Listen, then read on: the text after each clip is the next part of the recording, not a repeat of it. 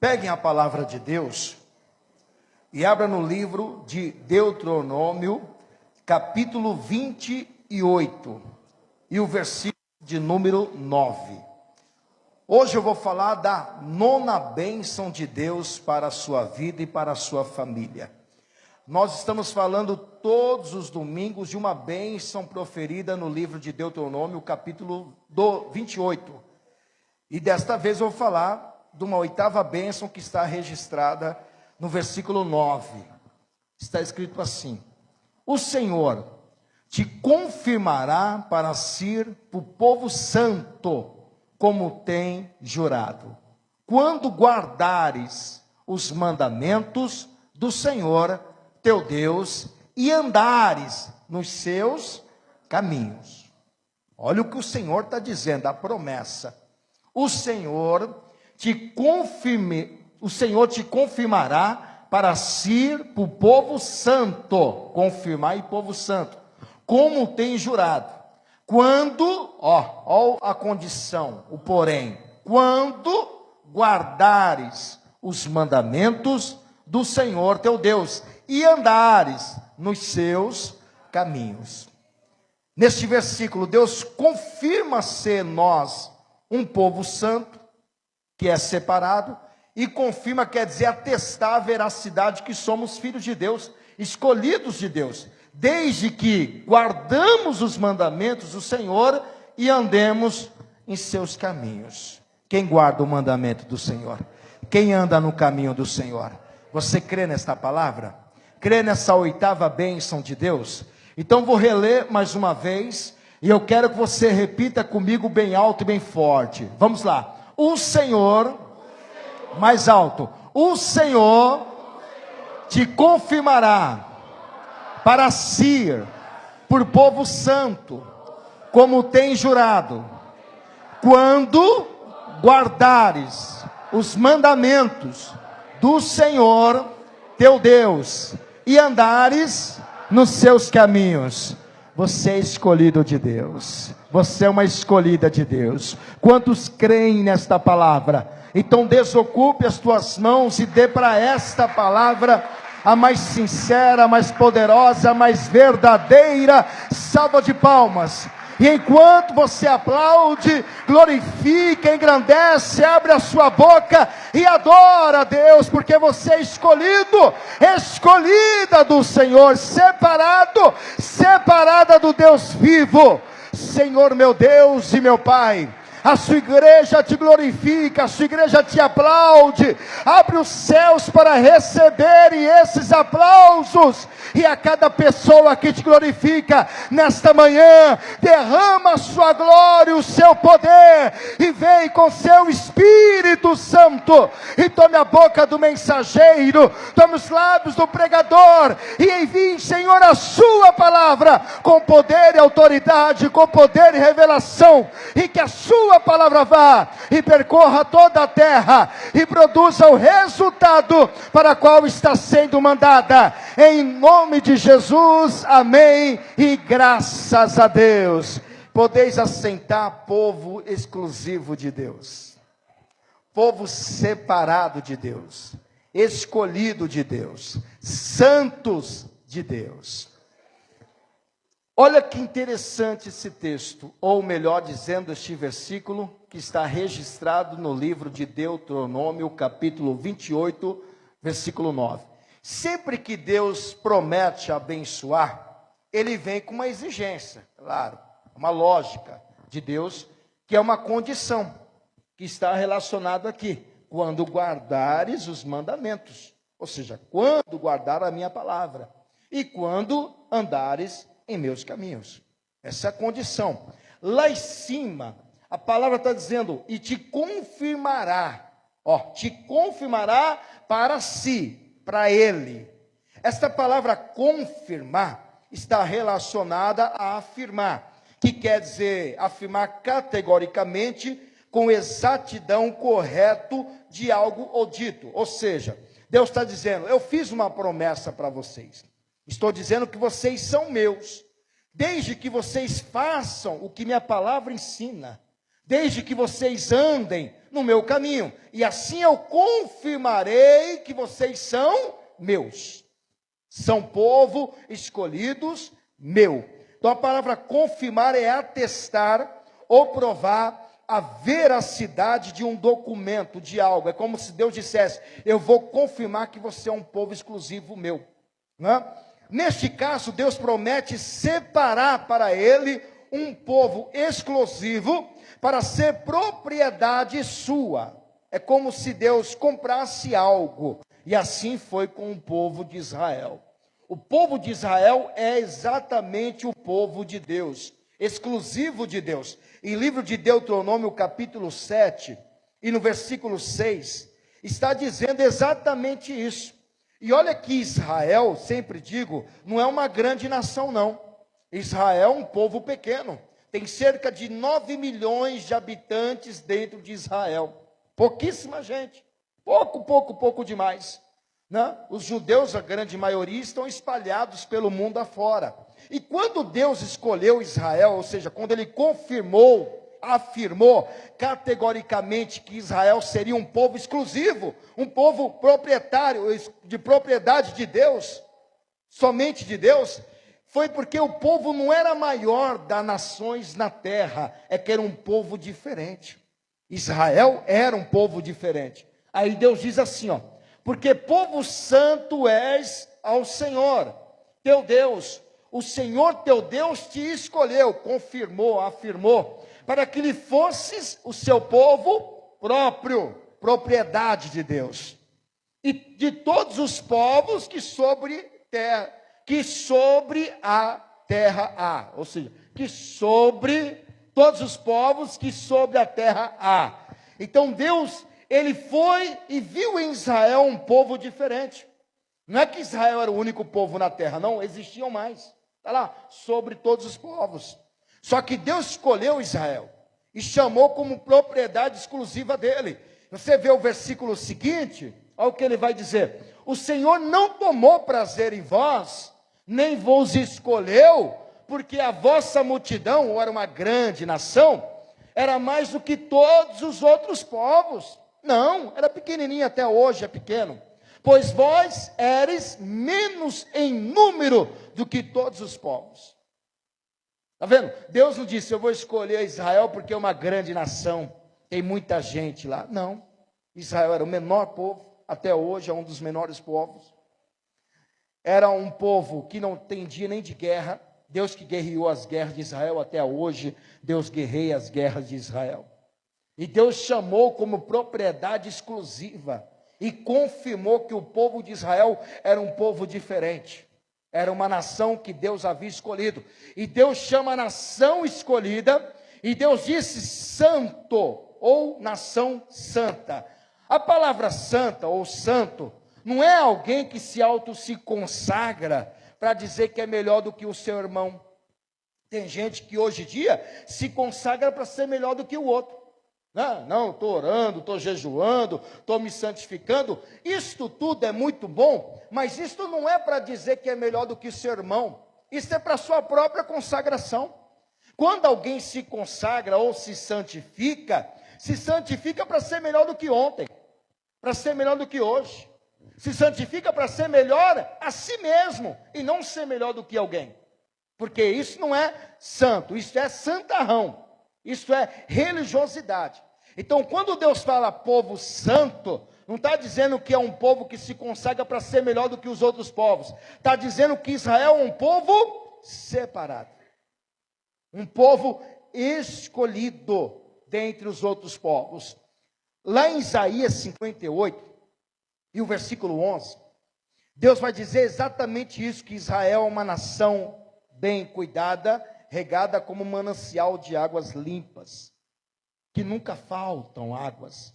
E o Senhor te guiará continuamente, e fartará a tua alma em lugares secos, e fortificará teus ossos, e serás como um jardim regado, e como um manancial cujas águas nunca faltam. Então, quando Deus fala povo santo, está dizendo um povo diferente. Alguém que eu escolhi e separei dentre os outros povos. Existem muitas nações sobre a terra, mas nenhuma nação se compara com a nação de Israel.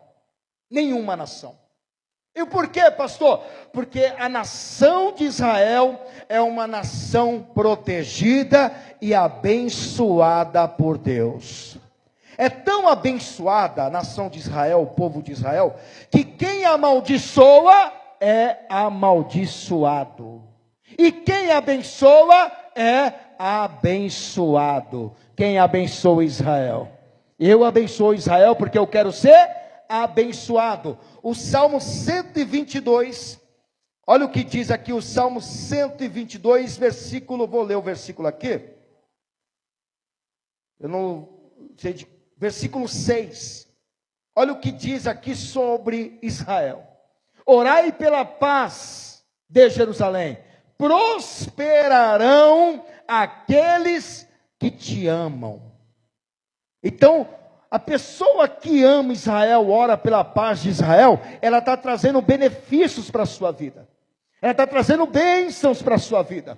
Deus falou exatamente isso para Abraão. Abraão, quem te abençoar, eu também abençoarei. Mas quem te amaldiçoar, eu também amaldiçoarei. É o Deus de Israel que falou. Por quê? Porque é uma nação de Deus.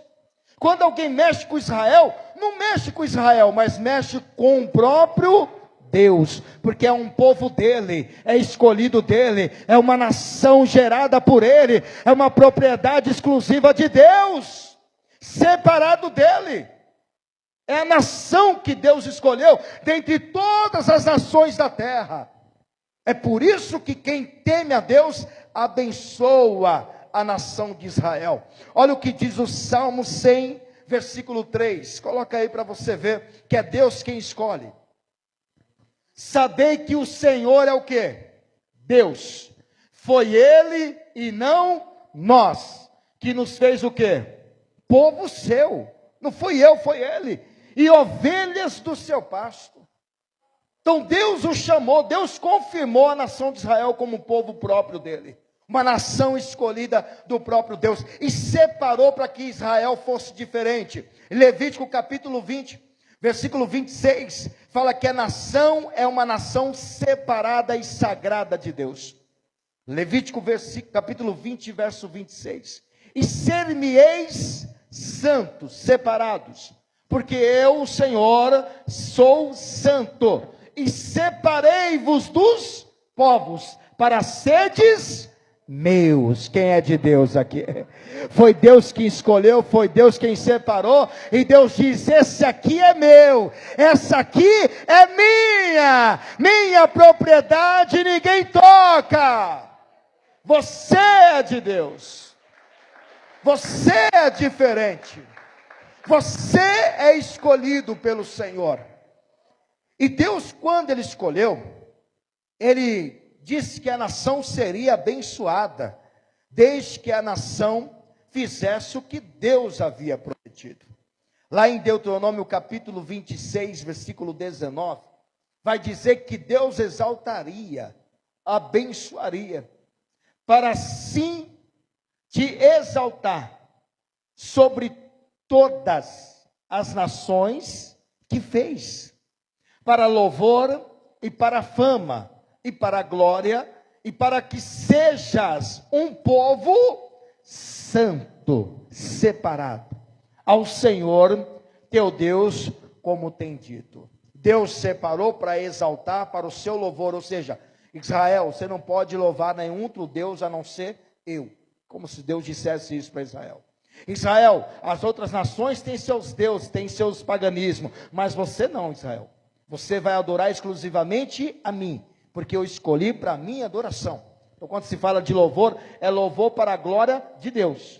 E aí sim, Israel seria exaltada sobre todas as nações da terra. É uma promessa de Deus. E esta promessa foi feita desde Abraão, de Isaac e Jacó, que é Israel. Deus fala em Deuteronômio também, capítulo 29, versículo 13. Deus disse isso desde lá atrás, que Deus estabeleceria, confirmaria Israel como povo exclusivo seu, para que hoje te confirme, confirmar, testar, provar a veracidade de que Israel é do próprio Deus. Porque, para que hoje te confirme por seu povo, e ele te seja a ti por Deus. Deus está dizendo, você, Israel, é meu povo, e eu sou o teu Deus. Você não terá outro Deus além de mim. Como mandamento, não adorarás outros deuses além de mim. Nem no céu, nem na terra, nem debaixo da terra. Não fará imagem de escultura a nenhum Deus, porque eu sou o teu Deus, Israel. Porque eu te escolhi, porque eu te adquiri, porque eu chamei e separei para ser meu. Para que hoje te confirme por seu povo, e ele te seja a ti por Deus, como te tem dito, como jurou a teus pais. Começou com quem esse juramento? A Abraão, a Isaque e a Jacó. Lá em Gênesis capítulo 17, versículo 7, vai falar que Deus fez esse juramento com Abraão e todo o povo. Estabelecer é afirmar, o meu concerto entre mim e ti, e a tua semente, que é descendência, povos, depois de ti, e as suas gerações, nunca vai acabar esse conceito de Deus, por concerto perpétuo, algo que está ali, permanente para sempre, para te ser a ti, por Deus, e a tua semente depois de ti. Então Deus está dizendo, Abraão, eu afirmo e confirmo e atesto e provo que vocês são meu. Tanto você quanto a geração que vier depois de ti, a sua descendência, os seus filhos, seus netos são meus. Eu afirmo isso, eu serei o teu Deus e o Deus da sua família. Deus é o teu Deus e o Deus da sua família, dos seus filhos e dos seus netos, e perpetuamente Deus será o seu, o meu, o nosso Deus. Porque somos Israel de Deus, somos israelitas, não nascemos lá, mas somos descendentes de Abraão por meio de Cristo, e se somos descendentes, somos co-herdeiro da promessa de Deus. Está lá em Gálatas, que somos descendentes, capítulo 3, versículo 29, não nascemos em Israel, mas somos descendentes de Israel por meio de Jesus. Quem recebeu Jesus aqui? Então você é de Israel, e sois de Cristo, então sois descendência de Abraão e herdeiros conforme a promessa. Quem é de Cristo aqui? Então você é descendente de Israel, mesmo não tendo nascido lá. Por meio de quem? De Cristo. Por meio de Jesus nos tornamos filhos de Deus. Desde Gênesis, Deus estabeleceu, afirmou, confirmou que Israel seria dele. Além de Abraão, lá na frente Isaque, a mesma coisa. Gênesis capítulo 26, versículo 3. Deus vai falar, voltando para Isaque, dizendo, com seu pai eu fiz esse juramento, que você e sua descendência seria minha. Israel é o meu povo. Olha lá. Peregrina nessa terra, e serei contigo, e te abençoarei, porque a ti e a tua semente, descendência, semente é descendência, darei todas essas terras, e confirmarei o juramento que tenho jurado a Abraão, teu pai. O povo é de Deus. Lá na frente, Isaque casa, e Rebeca dá à luz a 2 filhos, Esaú e Jacó. E lá na frente, Deus aparece para Jacó e confirma isso que falou com o avô e com o seu pai, dizendo, a sua família, Jacó, é minha família. O seu povo, Jacó, é o meu povo. A sua nação, Jacó, é a minha nação. É a mesma coisa que Deus fala contigo. Olha, o seu filho é meu filho, o seu pai é meu, a sua mãe é minha, os seus netos são meus, porque eu os comprei e remi, e são todos meus, como minha nação exclusiva.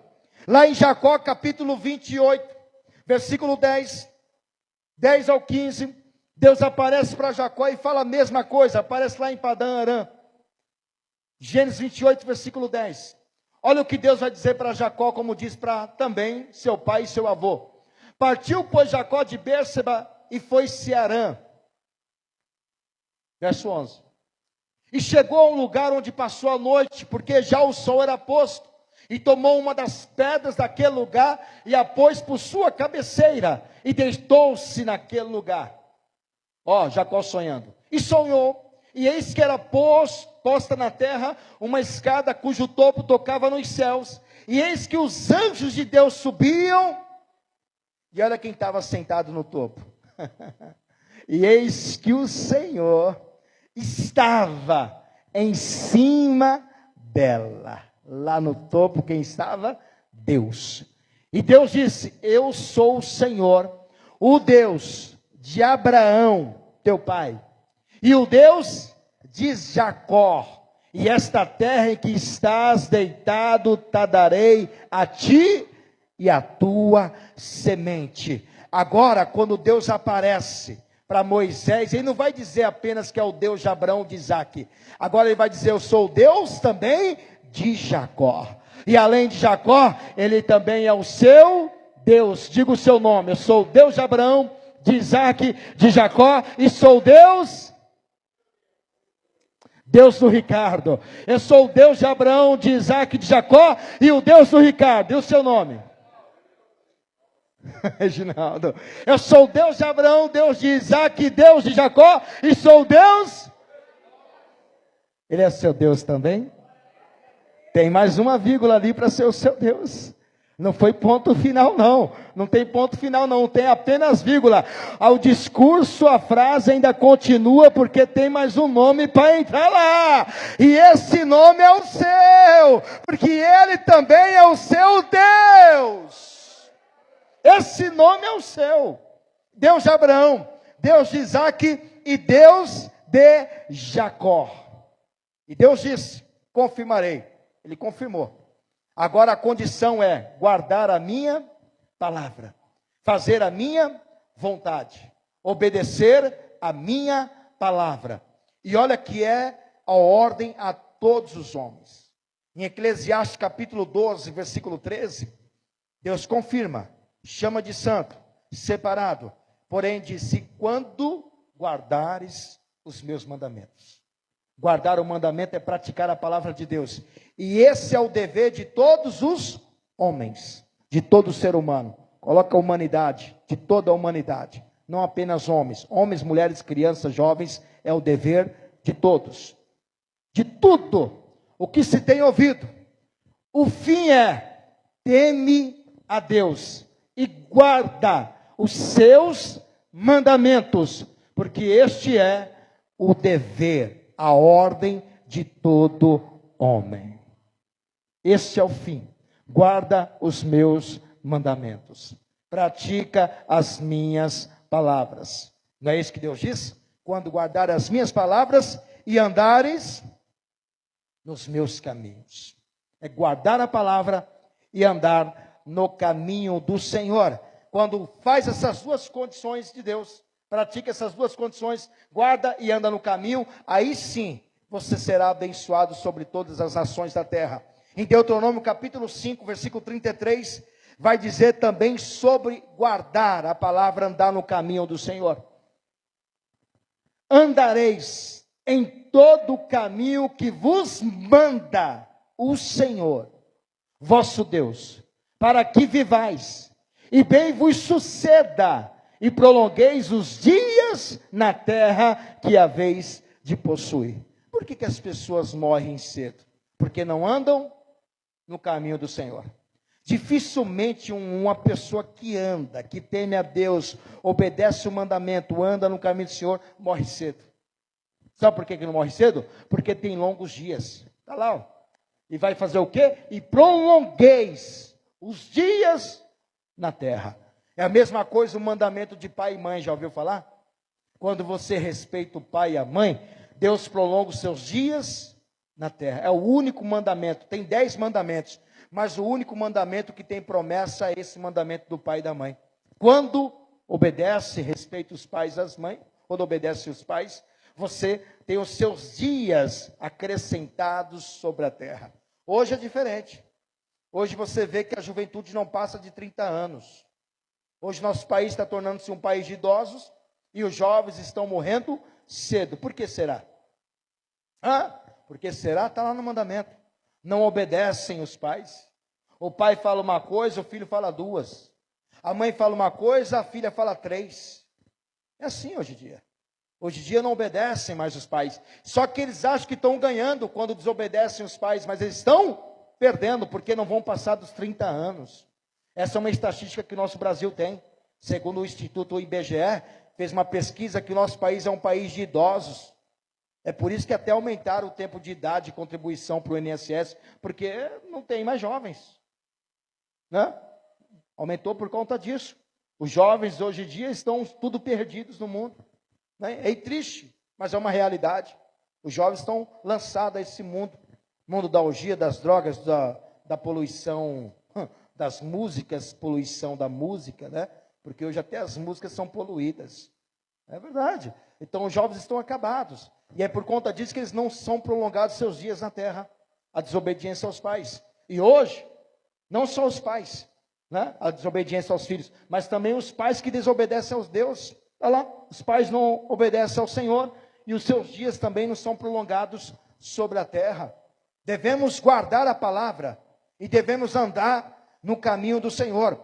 O Salmos 86, versículo 11, fala exatamente isso, caminho da verdade. Salmos 86, verso 11, olha o que diz aqui a palavra do Senhor. Quando você faz isso, você está praticando, guardando o que Deus ensinou, e por conta disso você está andando no caminho da verdade. Ensina-me, Senhor, o teu, e andarei no quê? Na tua verdade. Une meu coração ao temor, à reverência do teu nome.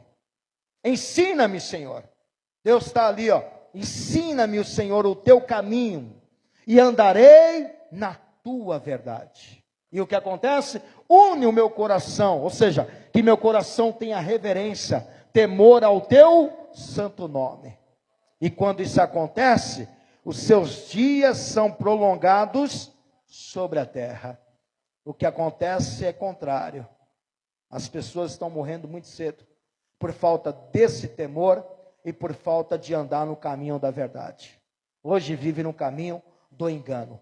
Então nós precisamos ser sim, um povo confirmado pelo Senhor e um povo separado de Deus. Eu vou te mostrar 5 razões que Deus nos escolheu. E para que Deus nos escolheu? Deus também nos separou para sermos, presta atenção, a primeira escolha de Deus, está lá em 1 Pedro capítulo 2, versículo 9. Olha o que diz o apóstolo Pedro. Essas são as 5 razões por que Deus te escolheu. Por que Deus nos escolheu? Para sermos o que, pastor? Vou te mostrar para quê. Primeira carta de Pedro 2,9. Mas vós sois o quê? Primeira escolha de Deus. Para que Deus nos escolheu? Para sermos, foi para isso que Deus nos escolheu. Para sermos geração eleita. Segundo, para que Deus nos escolheu? Para sermos sacerdócio real. Terceiro, para que Deus nos escolheu? Para ser nação santa. Quarto, para que Deus nos escolheu? Povo adquirido, comprado. Você não foi preço barato não. Você foi preço muito caro. E você não está com placa de vende-se não. Porque você já foi comprado. Adquirido. E quinto, né? Para que anuncieis as virtudes daquele que vos chamou das trevas para a sua maravilhosa luz. Então, primeira razão por que Deus nos separou ou nos tirou do mundo, para sermos o quê? Geração eleita. E o que é a geração eleita? É um grupo de pessoas que convive em determinada época. Nós somos um grupo de pessoas e vivemos na mesma época, somos contemporâneos um dos outros, e quando se diz eleita, quer dizer escolhida por Deus. Você é um povo, uma geração eleita, escolhida de Deus. Deus foi lá no mundo e te tirou do meio daquela sociedade perversa e diz: desse grupo de pessoas eu farei a minha geração, porque eu vos escolhi. Salmos 4, versículo 3. Foi Deus quem nos escolheu. Olha o que diz o Salmos, está lá, ó. Geração eleita. Sabei, pois, que o Senhor separou, escolheu. Separou para quê? Para si, para ser dele. Confirmou o que disse lá na palavra. Ele confirmou que era dele.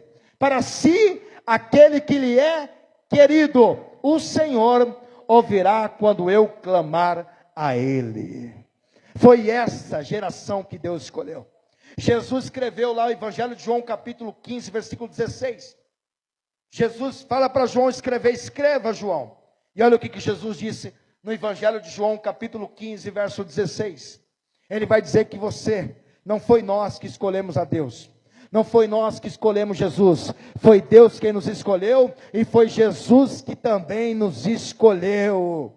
Está lá. Não me escolheste vós a mim, mas eu vos escolhi a vós e vos nomeei para que vades e deis fruto, e o vosso fruto permaneça, a fim de que tudo quanto em meu nome pedides ao Pai, Ele vos conceda. Deus ouve quem é escolhido dEle, Deus ouve aquele que é separado, Deus ouve aquele que foi comprado, e aquele que é povo santo de Deus, Deus ouve quando você clama, porque você é uma geração eleita. Por que motivo, pastor, que Deus me escolheu? Para ser uma geração eleita. Geração, um grupo escolhido de Deus. Segunda razão por que Deus te escolheu: para ser um sacerdócio real. Coloca aqui. Segunda razão para que Deus te escolheu: para ser sacerdócio real. Real referente ao rei. Quem é o rei? Quem é o rei?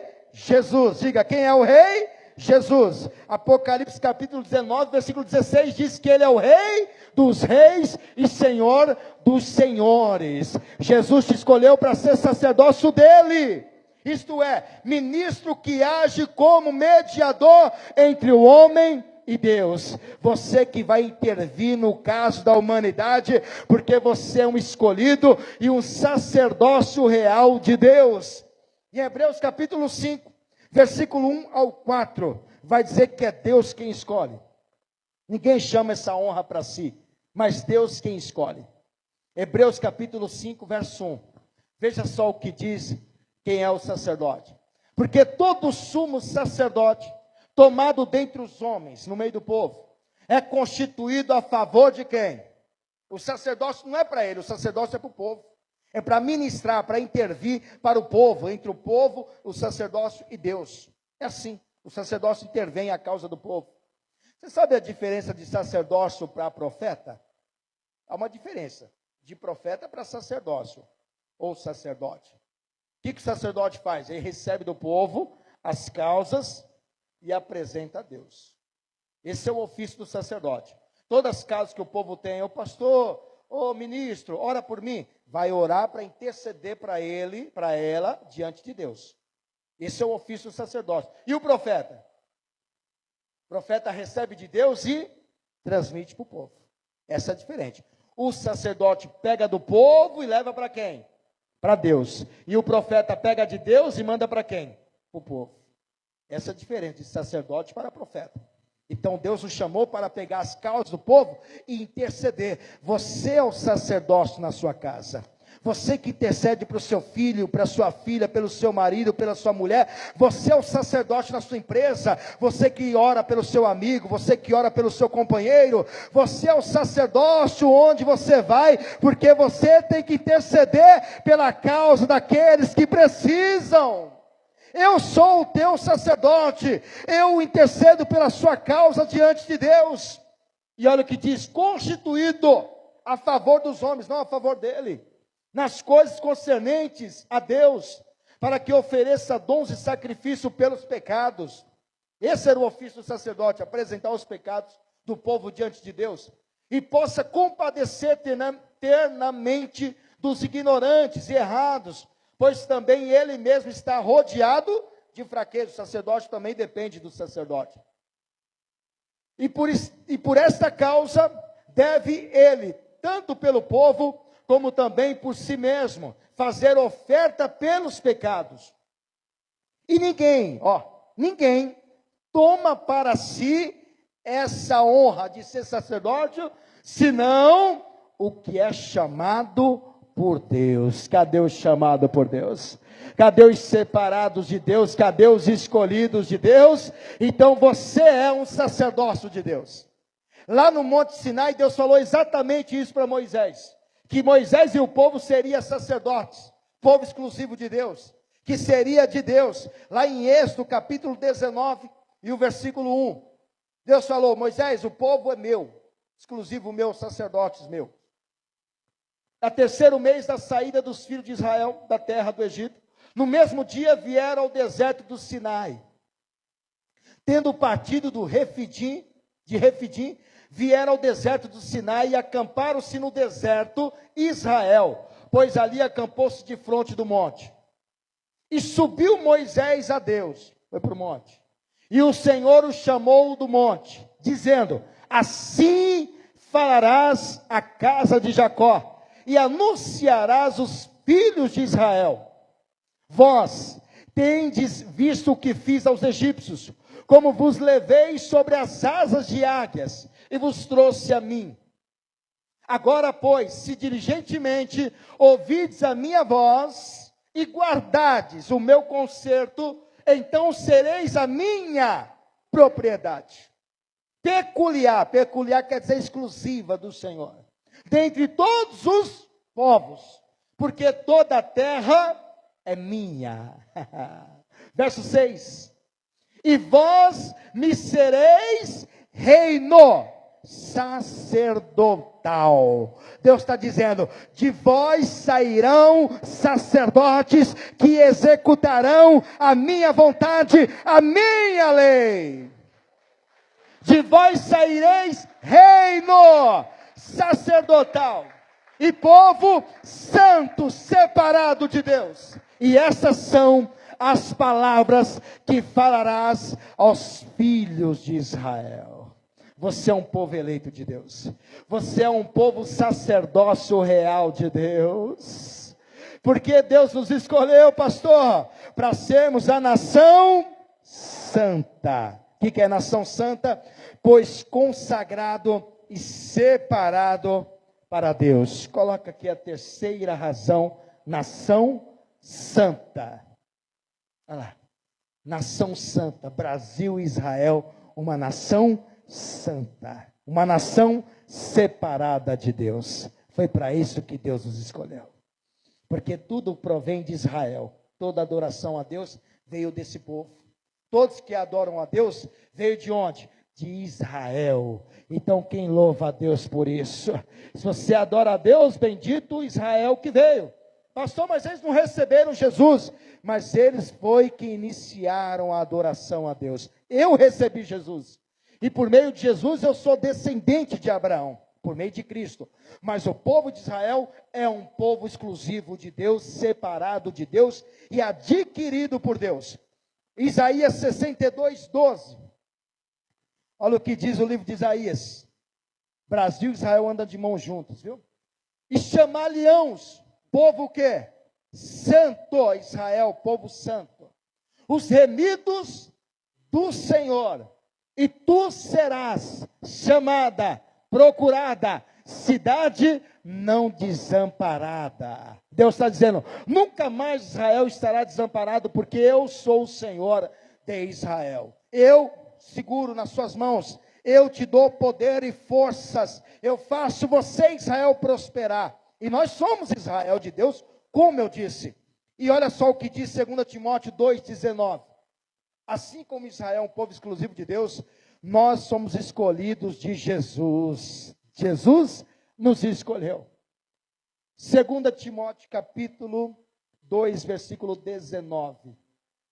Deus conhece aqueles que são seus.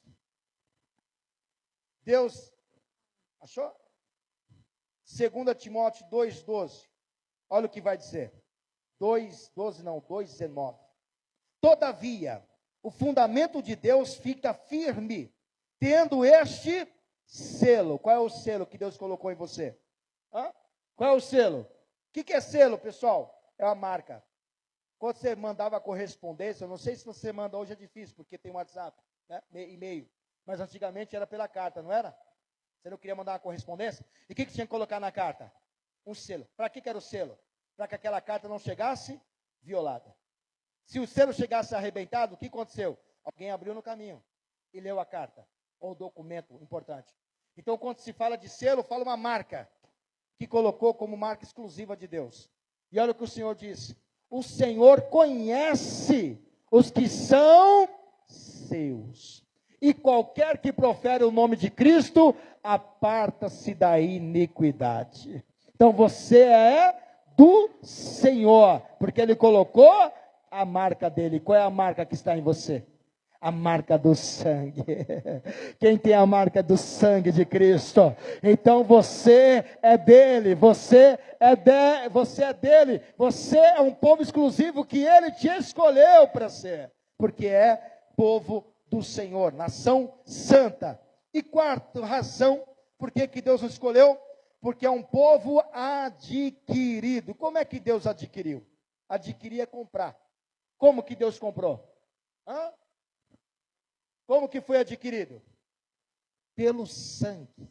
Povo adquirido quer dizer, aqueles que foram comprados através do sangue de Jesus. Primeira carta de Pedro, capítulo 1, versículo 18 e o versículo 19. Como é que Deus atesta que você é filho e filha de Deus ou confirmado? Como isto que eu estou dizendo. Sabendo que não foi com coisas corruptíveis, como prata ou ouro, que fostes resgatados ou comprados da vossa vã maneira de viver, que por tradição recebestes dos vossos pais, mas com precioso sangue de Cristo, como de um cordeiro imaculado e incontaminado, Jesus te comprou.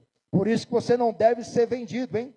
Não deixa ser vendido pelo pecado, porque você já foi comprado pelo sangue de Jesus, e não foi qualquer sangue não, foi um alto sangue, um preço de um sangue importante, que não há dinheiro que compre. Foi o sangue precioso, precioso, preciosidade, imaculado, sem mancha alguma. Jesus nos comprou. O apóstolo Paulo fala que nós fomos comprados por um alto preço. Primeira carta de Coríntios, capítulo 7, e o versículo 23 fala que fomos comprados por um alto preço, um bom preço. Não foi negociado não. Quanto que está o produto? 5 mil, 2,5 dá para levar? Você acha que foi assim? Quando você vai comprar um produto, que o produto está caro, você não chora? Quanto está? 500 reais, 350 dá para fazer? Será que foi assim que foi comprado? Comprou Jesus com todo o sangue dele. Olha lá. Fostes comprado por bom preço. Então não façais escravos de novo. Não sejam servos de novo. Servos do quê? Do pecado. Servos dos homens, servos somente de Deus.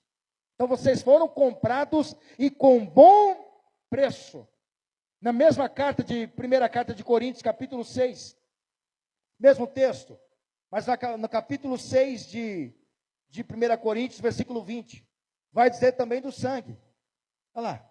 Porque fostes comprados por bom preço, glorificai, pois, a Deus no vosso corpo, no vosso espírito, e nos quais pertencem a Deus. Ou seja, eu fui comprado, eu não posso me vender ao escravo do pecado de novo, não. Não posso voltar para o pecado, porque eu fui comprado. E eu fui comprado por um alto preço, um bom preço. E não foi valor negociável, não. Quanto custa? 10 mil? Vou dar 5. Não. Não teve negociação, foi todo o sangue de Jesus por você, foi todo o sangue de Jesus derramado na cruz, para nos comprar, e nos comprar de quem? Das mãos de Satanás. E hoje eu e você podemos dizer, somos livres, somos um povo de Deus, porque temos a marca do sangue. Por isso que eu posso dizer, sou livre. O pecado não me domina mais. Por quê? Porque eu fui comprado do pecado. Fui tirado do pecado. E hoje eu vivo para a honra e glória do nome dele. E para que Deus te comprou? Todo produto que se compra para alguma ocasião. Eu vou comprar uma TV. Para que eu vou comprar uma TV? Para assistir. Eu vou comprar uma geladeira. Para que eu vou comprar uma geladeira? Para refrigerar. Todo produto que se compra tem que ser útil. É ou não é? E você foi comprado. E para que Deus te comprou? Para que Deus te comprou? Para que, pastor? Para anunciar o poder, a glória daquele que te chamou. Ele te comprou para dizer: vai, pregue a minha palavra. Porque eu quero comprar mais pessoas. Foi para isso que ele te comprou, para você anunciar o poder e a glória de Deus, para você anunciar o evangelho da salvação. Jesus disse em Marcos capítulo 16, e versículo 15, para que Jesus nos comprou? Para ganhar almas, para evangelizar. Jesus não te comprou para você ficar sentado nesse banco. Jesus te comprou para você fazer a obra, para você ser um instrumento. Você não é um sacerdote, você tem que fazer a obra. Você não é uma geração eleita, você tem que fazer a obra. Você tem que anunciar a palavra de Deus, tem que ganhar almas. Jesus disse: ide por todo mundo, pregai o evangelho a toda criatura. Jesus está dizendo: eu comprei para que você pregue o evangelho. Eu te comprei para que você anuncie o meu poder, a minha glória. Lá em Mateus capítulo 28, versículo 19. Coloca na tradução NVI. Olha aqui que Jesus disse, essa é a ordem de Jesus. Então Jesus nos comprou, nos adquiriu. Quando se fala adquiriu é comprar, por uma ocasião. Portanto, ide, vai, ensinai todas as nações, batizando-as em nome do Pai, do Filho e do Espírito Santo. Foi para isso que Jesus te comprou, para que você vá e anuncie o evangelho da salvação, porque foi imposta essa obrigação de Deus. Anunciar o evangelho não é uma opção, é uma ordem de Deus. Você sabia disso? E não cabe só a mim que é pastor, não cabe só ao pastor Reginaldo, não cabe só ao obreiro, não cabe aos levitas, cabe a você, que você também foi comprado. Quem foi comprado aqui? Jesus te comprou, não comprou? Cabe a você também. O apóstolo Paulo vai dizer na primeira carta de Coríntios, capítulo 9, versículo 16. Olha para que Deus nos comprou.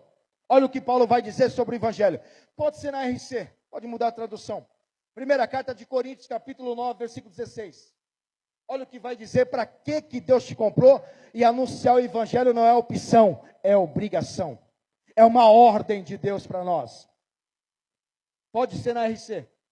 Porque se anuncio o evangelho, não tenho de que me gloriar, pois me é imposta. Imposto o quê? Obrigação. Você é obrigado a anunciar. Não é opção. Obrigação.